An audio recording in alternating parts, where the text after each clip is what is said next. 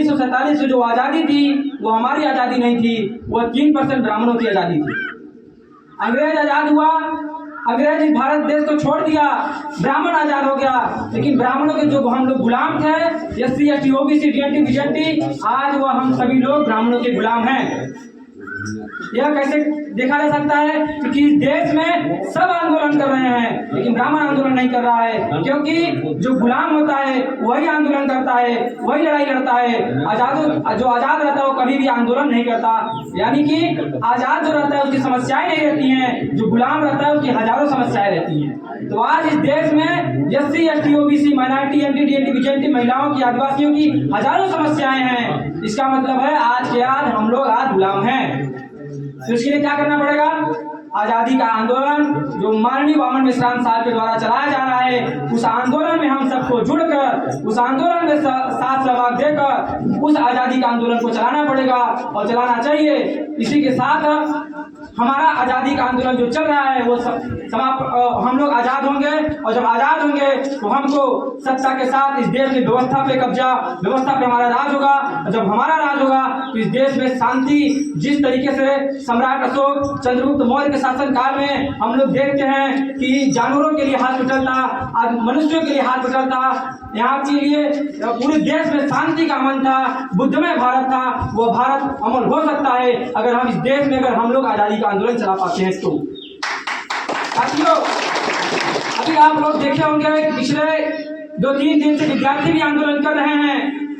आखिरकार इस देश में विद्यार्थी भी आंदोलन कर रहे हैं जो इस देश में बताते हैं कि मनुवादी व्यवस्था के लोग, शासन प्रशासन के लोग कहते हैं ये तो भविष्य है, भारत के भविष्य है, लेकिन भारत के भविष्य को भी आंदोलन करना पड़ रहा है। आखिर क्या कारण है? तो साथियों, इन सभी का कारण है कि EVM मशीन के द्वारा, जो इलेक्ट्रॉनिक वोटिंग मशीन है उसके द्वारा जो सरकार चुन के आ रही है, वह इस देश में जबरदस्ती विद्यार्थियों के ऊपर गलत कानून, उनके फीस वृद्धि, यूनिवर्सिटियों में उनके जाति के साथ उत्पीड़न, उनका जबरदस्ती फीस बढ़ा दिया जा रहा है, उनको नंबर काटा जा रहा है जाति के नाम पे। तो जाके हमारे छात्र विद्यार्थी क्या करते हैं कि उनके पास कोई भी जब सोल्यूशन नहीं बचता तो वो जाके फांसी लगा लेते हैं। लेकिन आज छात्रों के साथ जो विश्वविद्यालय में, जो कॉलेजों में, जो बड़े बड़े कॉलेजों में उनके साथ शोषण हो रहा है, क्या हम जो यहाँ पे हमारे गार्जियन बैठे हैं, क्या उनको पता है कि हमारे छात्र नौजवान के साथ ये हो रहा है?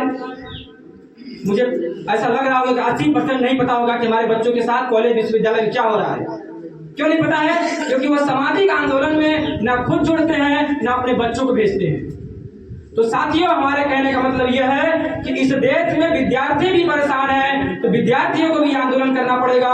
और कोई भी आंदोलन करने के लिए जिस आंदोलन की रणनीति होती है, उनका जो उद्देश्य होता है, उस उद्देश्य और रणनीति को देखते हुए आंदोलन चलाया जाता है, तो वह आंदोलन जीता जाएगा और लड़ा भी जा सकता है। जिस आंदोलन की कोई रणनीति नहीं रहती, न वो जीता जाता है न वो लड़ा जा सकता है। तो आंदोलन की रणनीति बताने के लिए इस देश में वामसेन के द्वारा भारतीय विद्यार्थी मोर्चा का निर्माण किया गया, और भारतीय विद्यार्थी मोर्चा के द्वारा वह आंदोलन लगातार चलाया जा रहा है, हमारे द्वारा चलाया जा रहा है। जो हमारे राष्ट्रीय प्रभारी हैं सिद्धांत मौर्य जी, उनके द्वारा चलाया जा रहा है, विश्राम साहब के द्वारा चलाया जा रहा है। तो आप सभी से एक निवेदन ये है कि अब आप सभी के लोगों के पास, आप सभी के घर में, आप सभी के गाँव में छात्र, युवा, नौजवान छात्राएं होंगी, और सभी लोग प्रताड़ित हैं इस जो मनवादी व्यवस्था से, ब्राह्मणवादी व्यवस्था से। तो आप सभी लोगों को इस सामाजिक संगठन में जोड़ना पड़ेगा, क्योंकि जब तक हमारे छात्र, नौजवान, युवा, उनके साथ शोषण क्या हो रहा है, वो किन व्यवस्था में जी रहे हैं, उनको लड़ाई कैसे लड़नी पड़ेगी,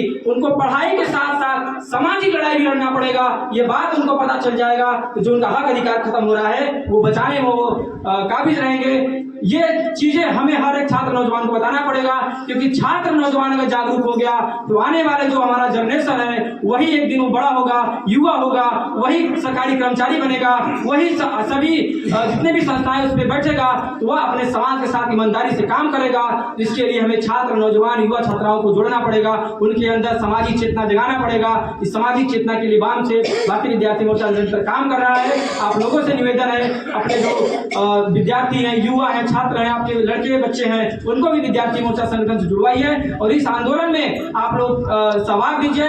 आप लोग इस आंदोलन को निरंतर रूप से चलाते रहेंगे। इसी आशा विश्वास के साथ मैं अपनी वाणी को विराम देता हूँ। हमें बोलने का समय दिया गया, बहुत बहुत धन्यवाद। जय मुनि।